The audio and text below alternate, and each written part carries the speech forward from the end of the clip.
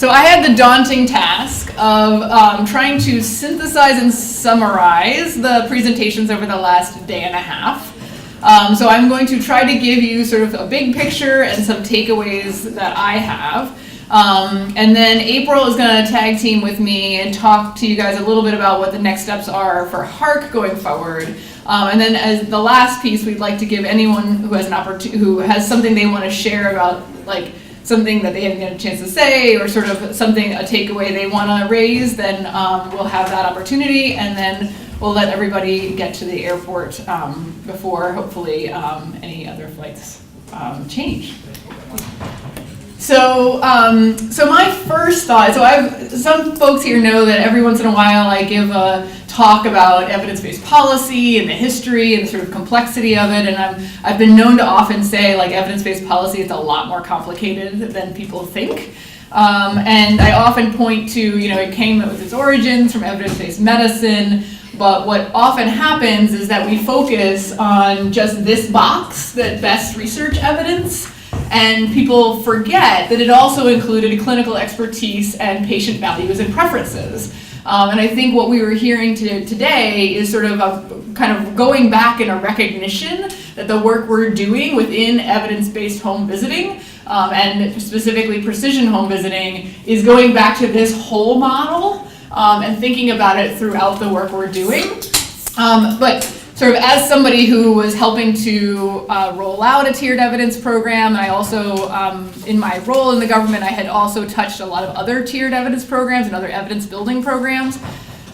There are sort of two big things that I often say. So one is that we need a lot more evidence a lot faster.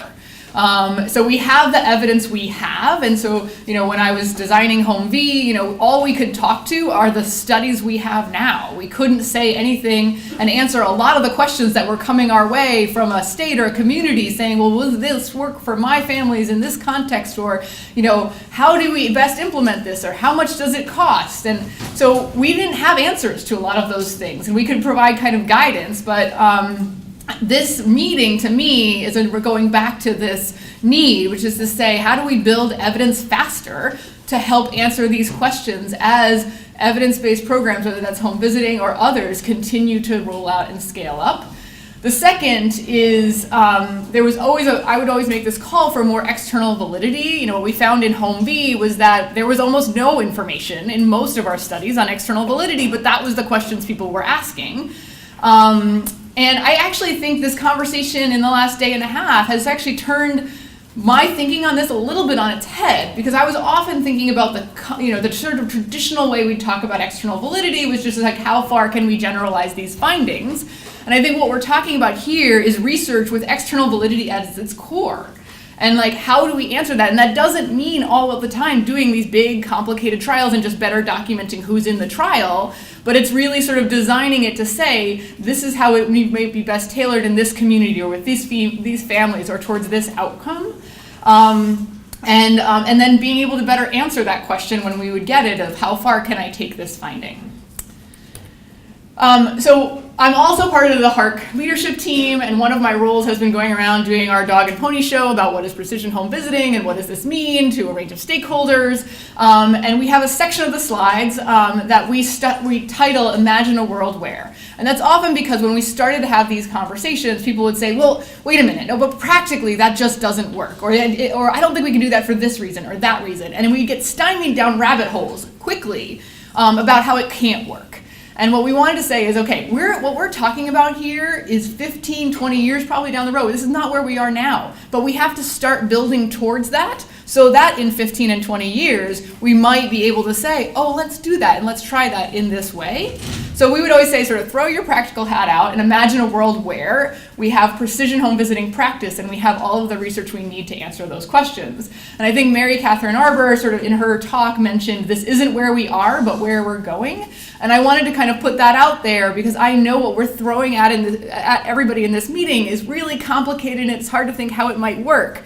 But it's kind of like, let's pause in that moment and just think about where do we want to go and how do we actually potentially use some things here to make some first steps to create some momentum towards where we want to maybe be in 15 or 20 years. And in those same presentations, we talk about how we're building on the shoulders of giants from precision medicine and precision public health. And we want to recognize that precision home visiting is not either of those things, but we want to adopt things from those areas that make sense. And I think a number of the talks here today is where we're trying to say, okay, there are some designs and some ways of precision medicine thinking about research that we might want to adopt in home visiting.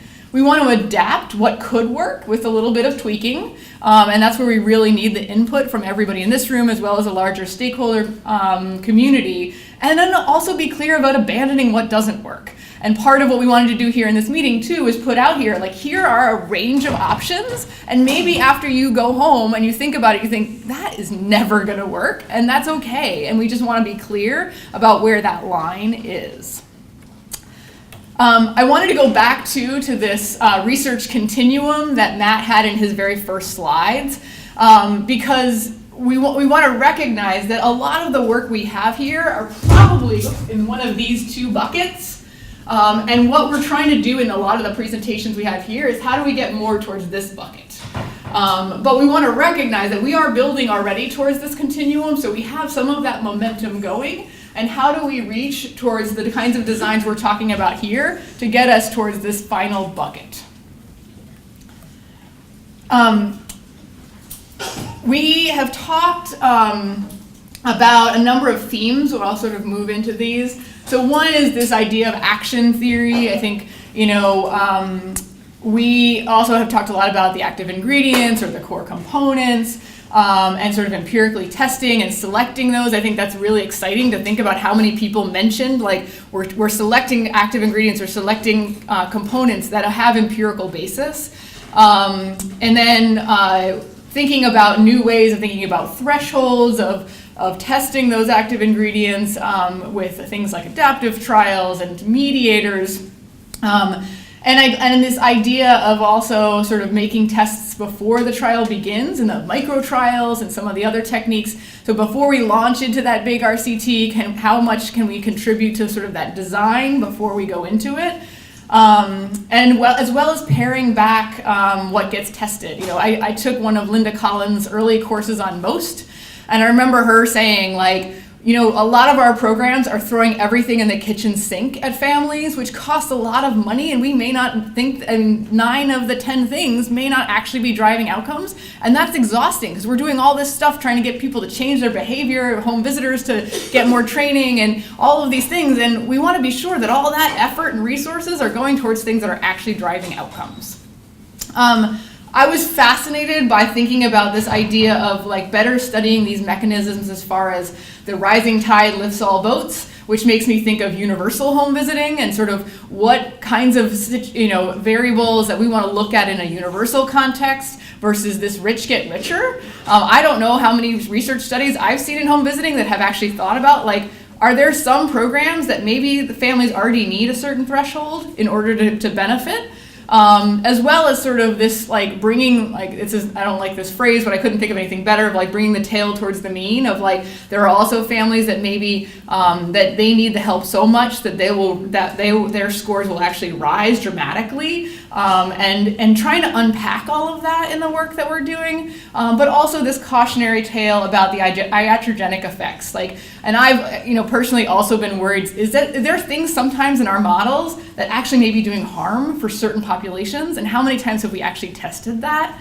I don't think we're not aiming to do harm, but until we ask that question, we don't know for sure. And I also love this idea of these feedback loops. I remember a number of years ago, I was on a panel with Tom Boyce, and he does a lot of sort of basic science.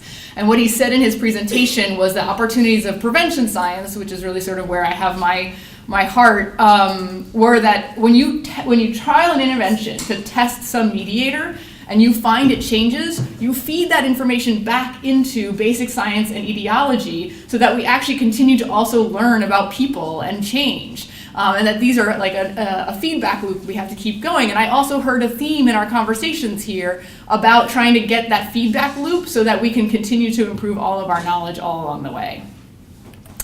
Obviously, this last panel, I'm not even going to try to comment on how wonderful it was, but it sort of brings out this, consumer-centered, which I had on here even before the last panel.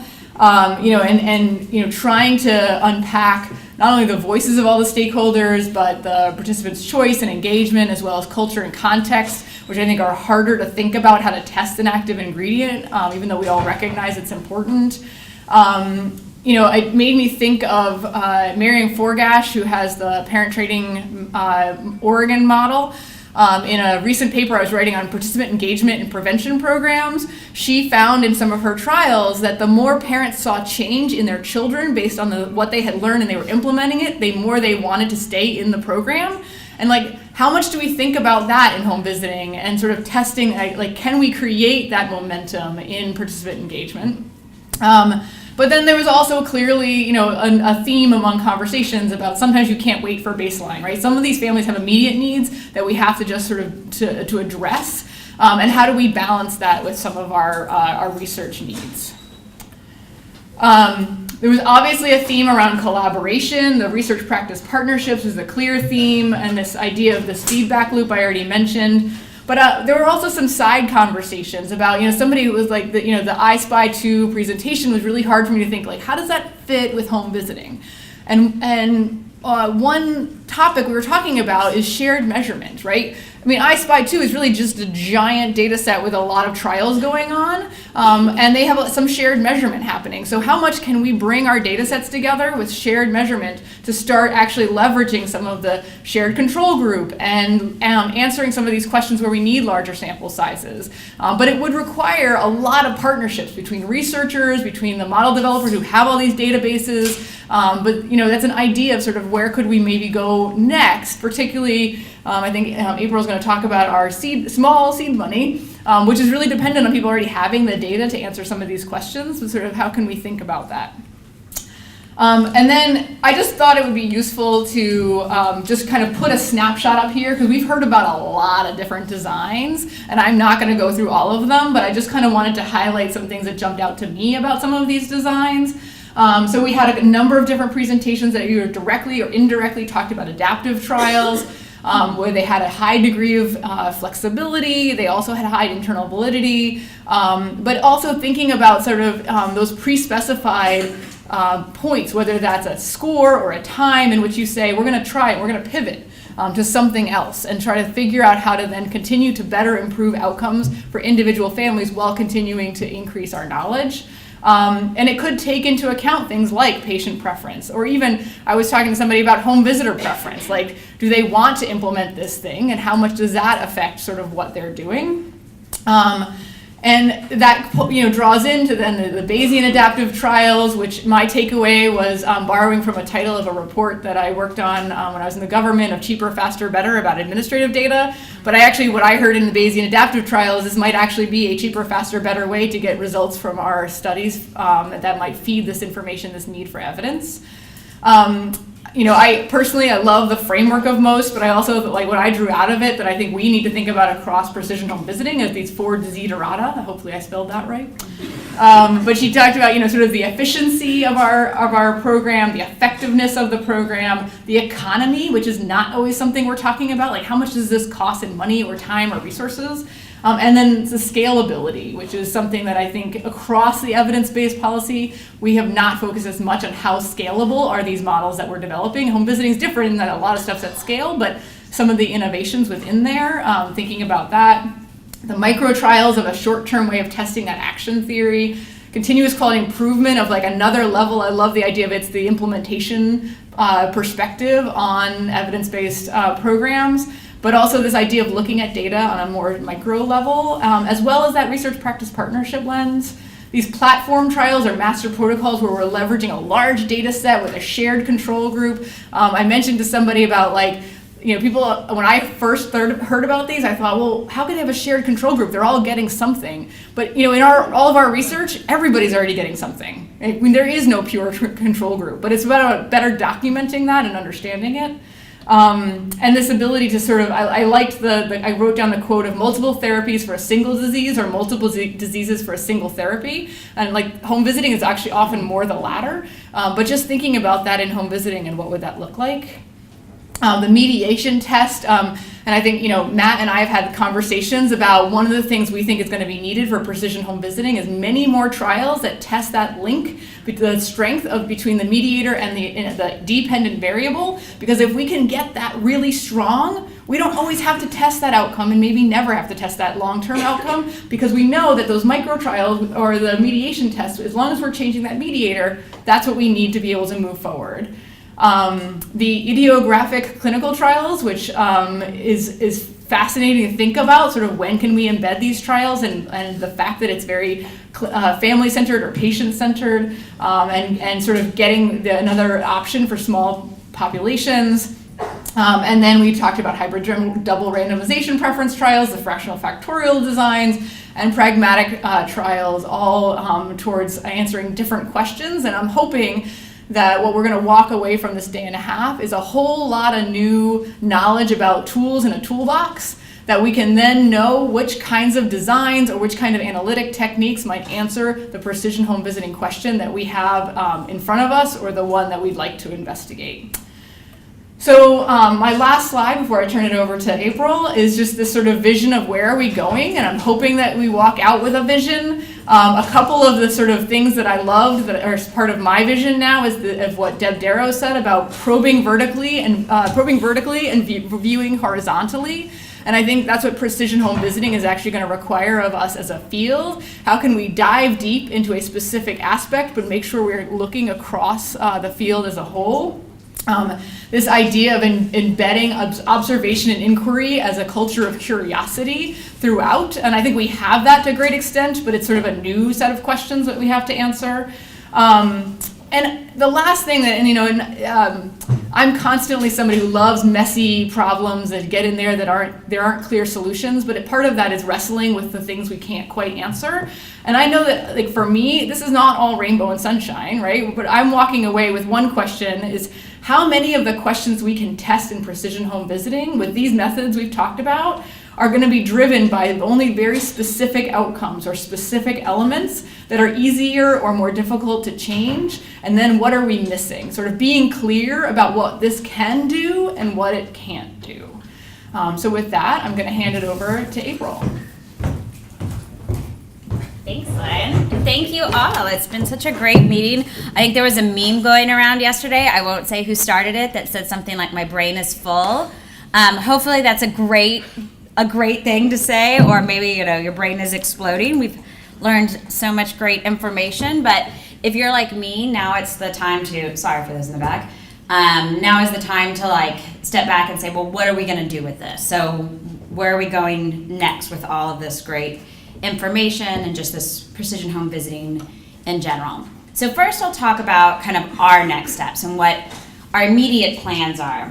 So one of the first things is just trying to spread the word, right? This is still a new way of thinking for so many in the field.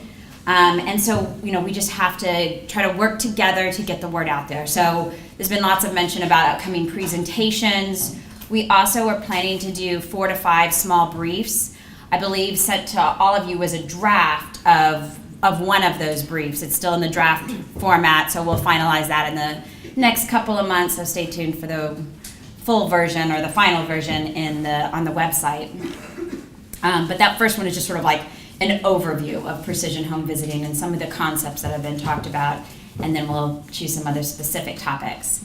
Another thing we're planning are some technical assistance for a broad audience, and we're still working out details on that, but I can envision a webinar or some other things to get into some of these topics that might be useful. As already mentioned a couple times, we do plan to provide this is the HARC, plans to provide some seed funding for some pilot projects. The details on that should be released in the next couple months. Any minute now. Okay, you can bug John. John is in charge of that. Yeah, so bug him for details. As part of that, though, we will be providing individual technical assistance as well. And I was thinking about this with the collaborations and some of the discussions. What I also think would be wonderful is having involvement from some of our experts in this room. So I can imagine and Kate, I'm going to throw you under the bus Although maybe She already she just walked out, so she doesn't know I'm throwing her under the bus. Yeah, she offered free consulting, but I was thinking, about that with the MOST framework. But that type of thing, like if you have somebody who perhaps this is wants to try using this framework, this is the first time doing it, being able to partner people together so we continue our own learning community. So that is obviously one of our next steps. We also are working to secure additional funding. We know there's a lot more great research that can be done in this area. The pilot seed funding is just sort of the start of this, so lots of meetings with foundations and other potential funders and just thinking through some projects that could be done. And then, of course, the burning question is, that I know all of you have, is what can you do? Well, luckily there's lots of things you can do in this effort. So one is we want your input. Like we need it. This is still part of, us, working to expand this idea, and it's better if we have all of those ideas at the table. So there will be, this is more of like meeting logistics, but there'll be a meeting evaluation going around at some point, so please provide input on that. Like that's really helpful for us to hear. But also, if you have any other ideas about precision home visiting, how you might be able to implement it, or some challenges, or just really anything, all of this just helps us as we start thinking through this work in the future. Also, think about this precision home visiting framework in your work. And I was thinking about this in a couple ways. One is like just from the beginning design. We've heard so many great ideas for maybe how we could design precision home visiting research study, and different ways of even testing like active ingredients, or I should say testing the theorized active ingredients. And we've heard, lots of ideas for other ways of like establishing partnerships and some of those, but that's one way. The other way, and this is something that Deb mentioned it a little bit yesterday in her closing, Anne was talking about it this morning, Lauren was just talking about it, but this idea that sometimes when we think about the precision home visiting, both the research and the practice, it's easy to jump in our head to what this could look like once it's fully operationalized, once we've completely adapted it, right? And we're not there yet. So what I would like to call on people to do is start thinking about what it is that we could do right now, maybe just some small steps that we could do to apply those hallmarks that were mentioned, that Anne mentioned in the very opening of the session yesterday. So maybe we can think about ways to optimize or tweak what we're currently doing using some of the, CQI or SMART trials or adaptive trials. There's been lots of things mentioned, but just thinking about ways that we can adopt. Or maybe it's about using existing data. That question was asked earlier. And I think George yesterday was talking about how maybe we can even use just our baseline measures that we have already collected, and we could then use that as a test for like a subgroup, a population based on the eventual outcome of interest. Or we could start looking at mediation or moderation. Or maybe just think of one of those burning questions that you might have, and think about another voice that we haven't brought to the table to talk about this. Maybe we haven't talked to the families or the program provider or whoever that is. But again, there's probably a million different examples that we could use of just something little that we could do right now with keeping this framework in mind. And then I'm also going to call that if you come up with any good ideas to share those, because then we can continue to share that. Or if you start implementing any of those, even better, we can share those as concrete examples. And John already said this, so this last slide, I don't need to go into details, but of course, if you are not already a HARC member, if you will join, that's great. And just as we are trying to spread the word, it's also great and most useful if everyone in the room is also spreading the word about this work. So some different ways to do that. So thank you. And so now we will turn, though, to others who might have burning concluding thoughts or other things that just maybe didn't get addressed in the couple days of discussion. Yeah, I just realized we don't have a. Thank you.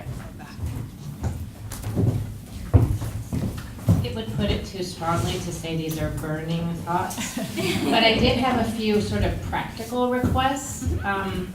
So first of all, it would be really great if we could have a participant list. So the people in this room who are going to be our partners and collaborators and our thinkers together, we all need to know how to reach each other. So very easy, but very practical. Also, slides. The slides from all the presenters. I think many of us would like to sit with them, marinate in them, think more deeply about them. And also I wondered, we have some of the most amazing people whose papers we've read and cited hundreds of times here.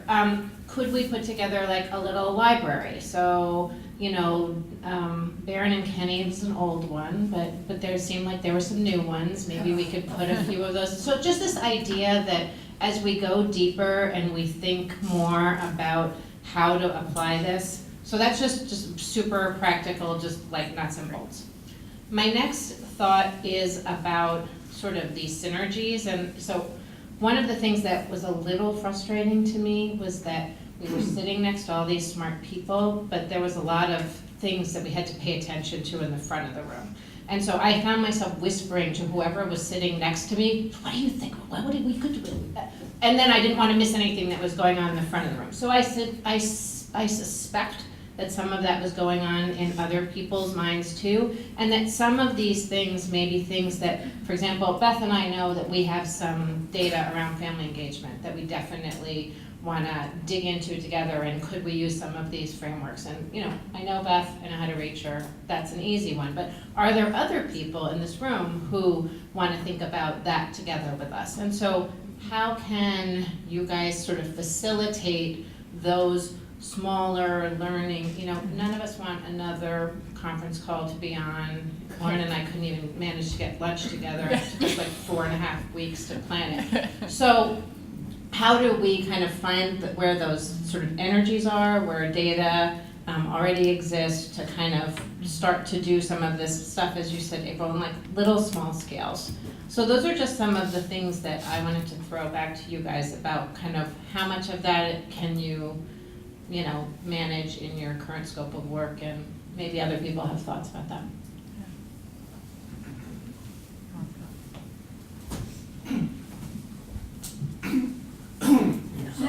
So these past couple of days, we've been working the front end of the system to be thinking about what are the more precise elements.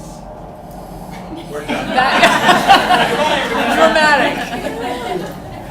We can have in our interventions and apply them appropriately to the right people, etc. But there's also the back end, is once we discover what those are, how do we implement them well? And there's an emerging science of dissemination implementation research that, for whatever reason, has not found its way much into the home visiting world. And I think that would be a nice additional focus, because a lot of times we find out, how can we do it better? And then we don't know ultimately how to do it, because we aren't using the most modern principles of disseminating things and bringing them to scale and so on. And there are people locally here in Chicago, people at WashU and so on. So and NIH actually has some specific calls on D&I, and there's probably some research dollars to be had for the home visiting enterprise. Thank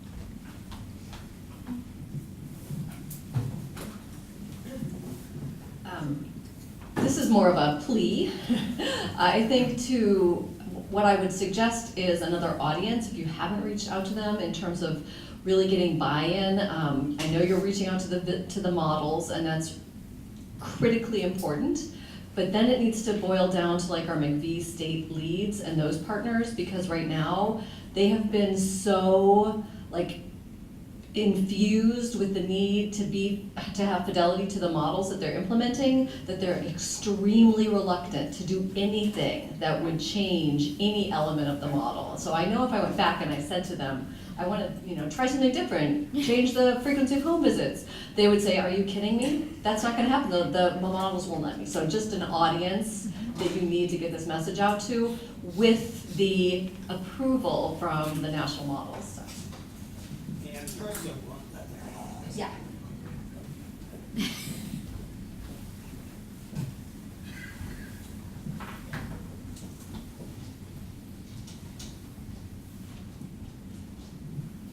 That was a nice segue. I'm Bill Thorland. I direct research and evaluation at the National Service Office for NFP. So speaking on behalf of the models, we always are interested in innovative ideas, in collaborating, trying things out, and clearly if you have some creative ideas, we're willing to test them out. If we can place them within the right agencies in the right way. I mean, every year, my committee will look at 2 to 3 dozen projects that will be placed out there to try innovations, in addition to what David's already doing through his shop. So we're not inflexible, we're not etched in stone. We're always looking for better ways to do things. The other thing I wanted to comment on was we've talked a lot in the last 2 days about prospective approaches.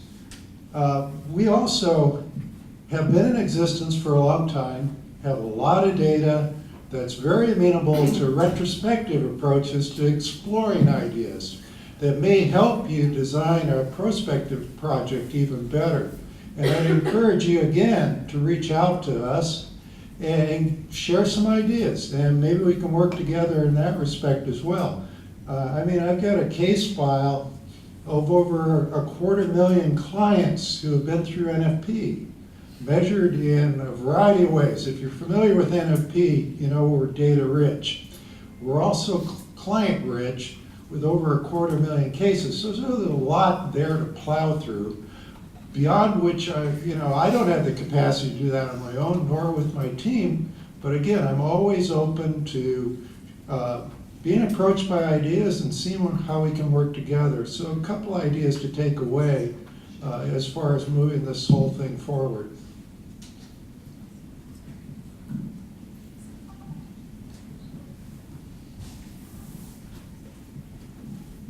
So just to build on that in responding to that comment and what Bill said. And actually to quote something that Kyle said. Yesterday, Kyle, you commented on 3 perspectives from HRSA, and I liked them all, but the one I'm going to quote is the one in the middle, which is to create a safe space for conversations about sensitive issues and how we can take this field forward.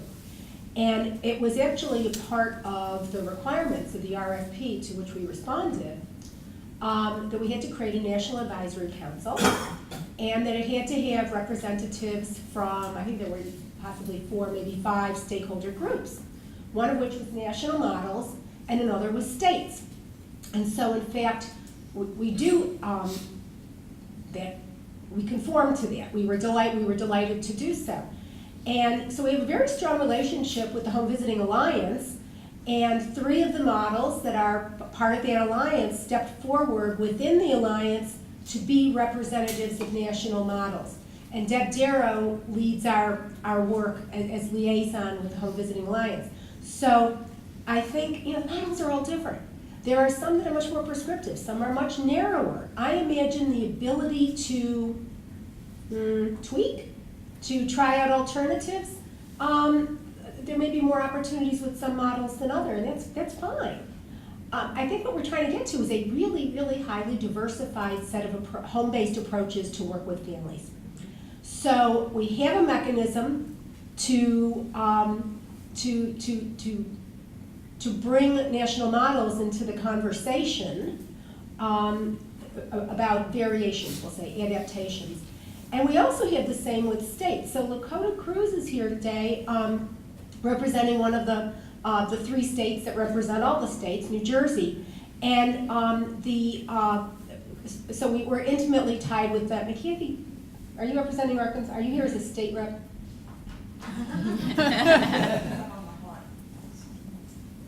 You also kind of are Arkansas too. So, you've been around since the very beginning, right? Lori Alfani from Washington. So we've got, it was part of the RFP, you know, that issues like this would arise and we really couldn't do what we need to do unless we worked collaboratively. So we take what you said to heart and we've got the mechanism to do that, we just need to use it more, yeah. I'm struck in that you know who people are, you know. And I guess that goes to kind of what Debbie was saying about the participant list. I think I would I don't know that I realized there was such a diversity of people in the room. And I think that just would be a good norm to have, is to have a time where people say, I'm from here and I do blah. Just because the desire to have all this engagement, the desire to have this diversity, just as a thought, I was like, wow, you know who people are. I don't. Jill.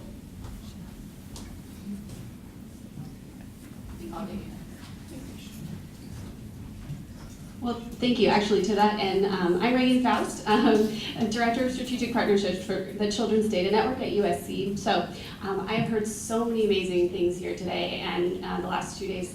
It's been amazing. One thing I didn't hear was actually something that's near and dear to our heart, which is data linkage and the potential to use administrative data linkage to fill in the gaps really for clients before, during, and after programs, and potentially look at different outcomes depending on these emergent different groups. So just want to put that out there as a potential tool in the toolkit. Happy to talk more if you need.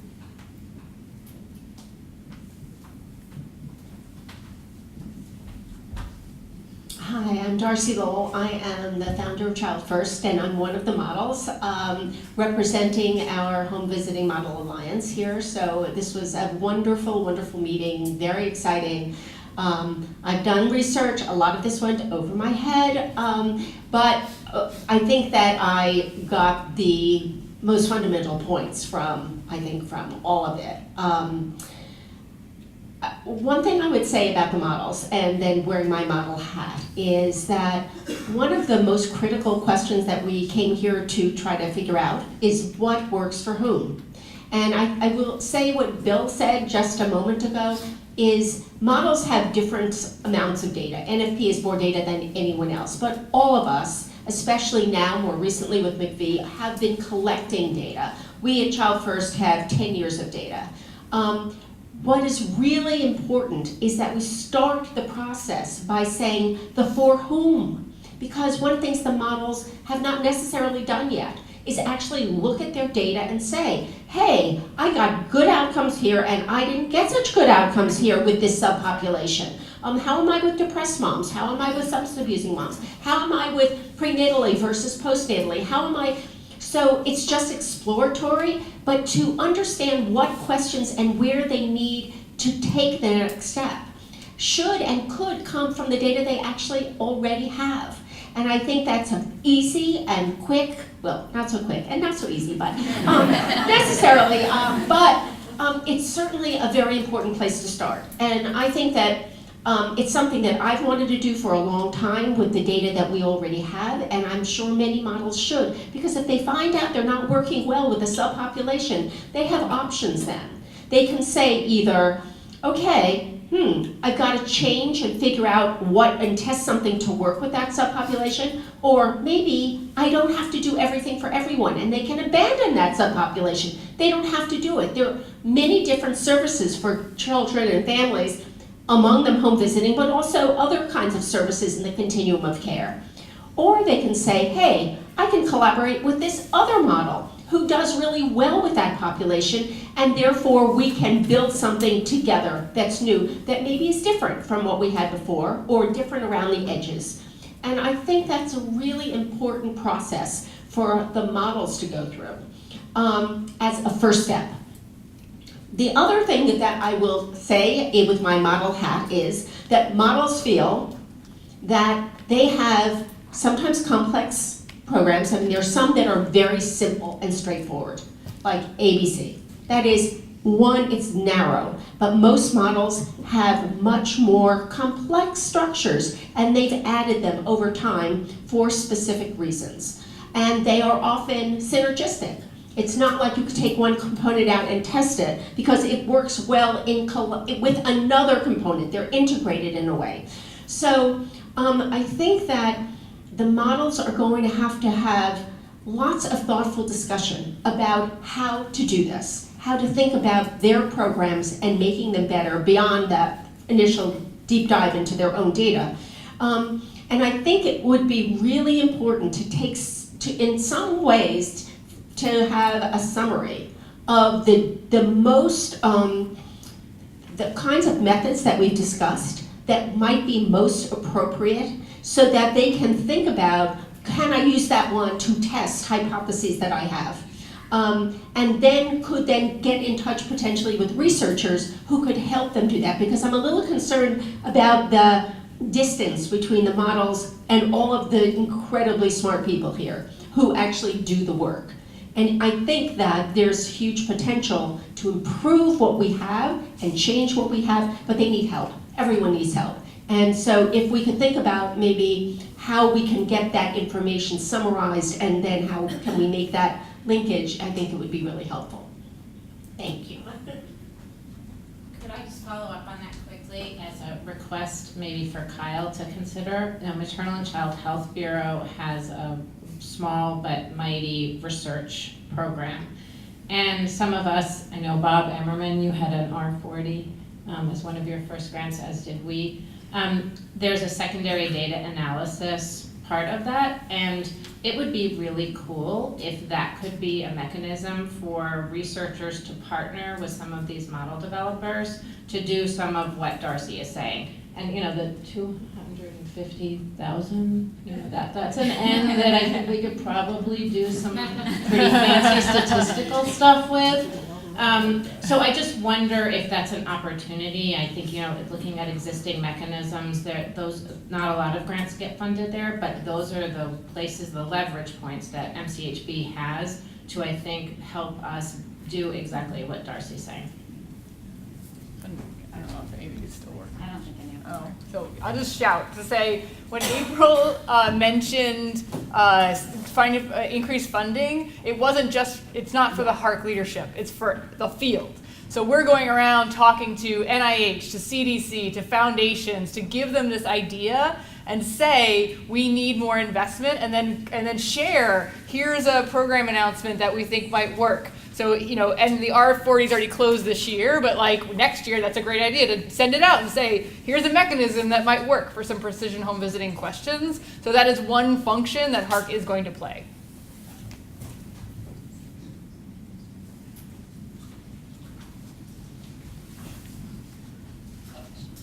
And as part of that, what we're envisioning is that as you're writing proposals, because funding opportunities will expand, it will be different than writing the proposal as if HARC didn't exist.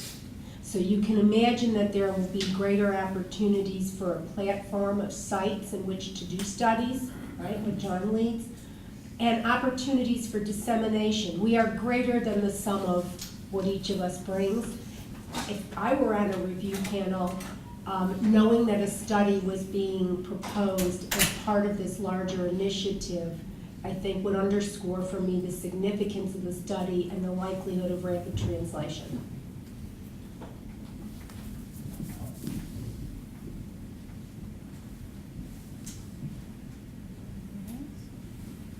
Okay. And do you want to send everyone into you're our leader. Yes, onward. Onward. Great things. Together again soon.